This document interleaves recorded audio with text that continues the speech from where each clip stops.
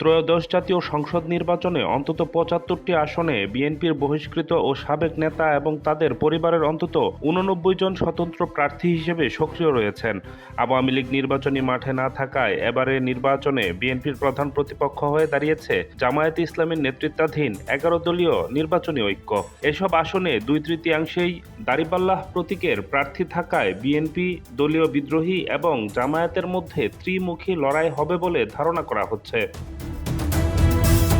BNP এবার আনুষ্ঠানিকভাবে কোনো বড় জোটে না গেলেও বিগত দিনে আন্দোলন সংগ্রামের সঙ্গী দলগুলোর সঙ্গে আসন সমঝোতা করেছে। ফলে সব মিলিয়ে ২৯২ জন প্রার্থী ধানের শীষ প্রতীকে নির্বাচন করছেন। তাদের মধ্যে ৬ জন অন্য দল থেকে এসে বিএনপিতে যোগ দিয়ে মনোনয়ন পেয়েছেন। বাকি ৮টি আসনে মিত্র দলগুলো তাদের নিজস্ব প্রতীকে লড়ছে, যেখানে বিএনপির কোনো প্রার্থী দেয়নি।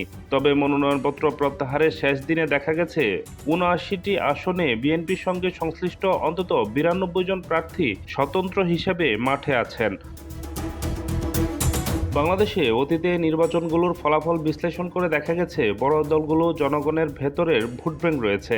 অঞ্চলভিত্তিক এসব ভোটব্যাংক যে কোনো পরিস্থিতিতে দলের পক্ষে রায় দেয়। বিশ্লেষকরা বলছে, সরাসরি রাজনীতি না করলেও এসব জনগোষ্ঠী নির্বাচন এলে নির্বাচনী কর্মকাণ্ডে যুক্ত হন এবং নিজ দলের মার্কায় ভোট দেন। তৃণমূল পর্যায়ে এসব ভোটব্যাংক প্রভাবিত হয় গোষ্ঠী, নেতা বা সামাজিকভাবে গুরুত্বপূর্ণ ব্যক্তির দ্বারা।